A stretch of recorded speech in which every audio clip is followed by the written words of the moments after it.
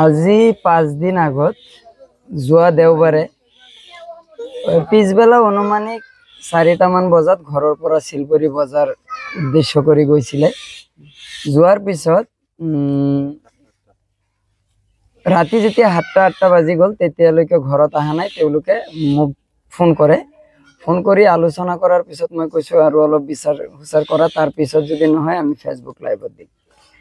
ৰাতি যেতিয়া 10টামান বাজি গ'ল তেতিয়া ফোন কৰিলে পোৱা নাই।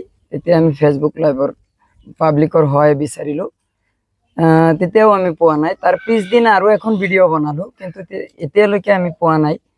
যোৱাকালি কিবা এটা সন্ধান পাইছিলো যে কৰবাত পাব্লিকে দেখা পাইছে বুলি বৰচালা চাইডে আমাৰ এটা অনুমান হৈছিলে। আমি প্ৰায় 2 শতাধিক পাব্লিক গৈ তাতে বিচাৰি আহিছো, যদিও বিচাৰি পোৱা নাই। তেখেতৰ বয়স অনুমানিক 70 ইয়াৰ্ছ মান হৈছে। আমাৰ ওদালগুৰি ডিষ্ট্ৰিক্টৰ BTIDৰ নম্বৰ নথকা কছাৰী ভেটিটিপত তেখেতৰ ঘৰ। তেখেতৰ নাম হৈছে ৰহিমউদ্দিন। তেখেতক সকলোৱে মানে চিনাকি হিচাপে ৰহিমউদ্দিন হিচাপে মানুহে বেছি চিনি পায়। এতিয়া আমি এই বৃহত্তৰ শিলপুৰী তথা BTID অঞ্চলৰ হৈ আমি কাটৰভাৱে ৰাইজক আহ্বান জনাম, আপোনালোকৰ যোগেদি আজি যেটো আমি প্ৰচাৰ কৰি আছো, এই প্ৰচাৰত যাতে সকলোৱে ভিডিঅ'টো শ্বেয়াৰ কৰি আপোনালোকক সহায় কৰে। আৰক্ষীক আমি অলৰেডি যেহেতু শিলপুৰী বজাৰৰ পৰা মানুহজন মিচিং হৈছে, আমি শিলপুৰী আউটপোষ্টত আমি এটা মিচিং এন্ট্ৰি দিছো। আৰু আমি সিদিনা ৰাতি যেতিয়া খবৰ পাইছিলো লগে লগে আমাৰ লগত আৰক্ষী গৈছে। ওৰাং থানাৰ OC ছাৰ তেখেতো আহিছিল, তেখেতৰ লগত মোৰ আলোচনা হৈছে। বৰচালা থানাত আলোচনা হৈছে, আমাৰ ফৰেষ্ট ডিপাৰ্টমেন্টৰ লগত আলোচনা হৈছে।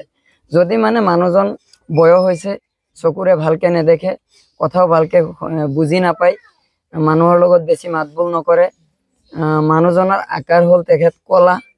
আৰু এই মানুহজনক যদি আপোনালোকে কৰবাত দেখা পাইছে বা আপোনালোকৰ চকুত দৃষ্টিগোচৰ হৈছে, আমি তেখেতৰ ফেমিলিৰ হৈ এই অঞ্চলৰ ৰাইজে আমি একদম কাটৰভাৱে বিনম্ৰভাৱে আহ্বান জনাইছো, আপোনালোকে আমাৰ লগত যোগাযোগ কৰিব। কন্টেক্ট নম্বৰ দি দিয়া আছে। আমি লগে লগে ৰাতি 12টা আৰু 2টা নাই, দুপৰীয়া নাই, আমি যিকোনো টাইমত আমাক জনালে আমি লগে লগে গৈ মানুহজনক ৰিচিভ কৰিম। আৰু যিজনে পাই দিব, আমি এই অঞ্চলৰ ফালৰ পৰা কথা দিছো, তেখেতক আমি 10,000 টকা পুৰস্কাৰ দিম। নাম হ'ল আব্দুল ৰহিম।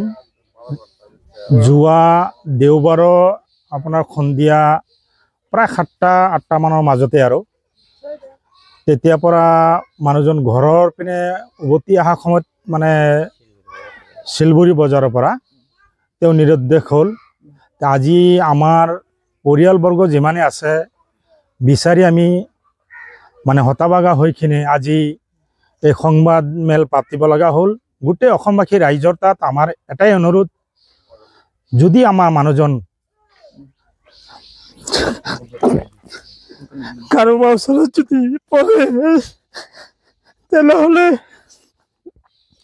যেন আমাক ঘূৰাই আনাৰ সুবিধাটো কৰি দিয়ে।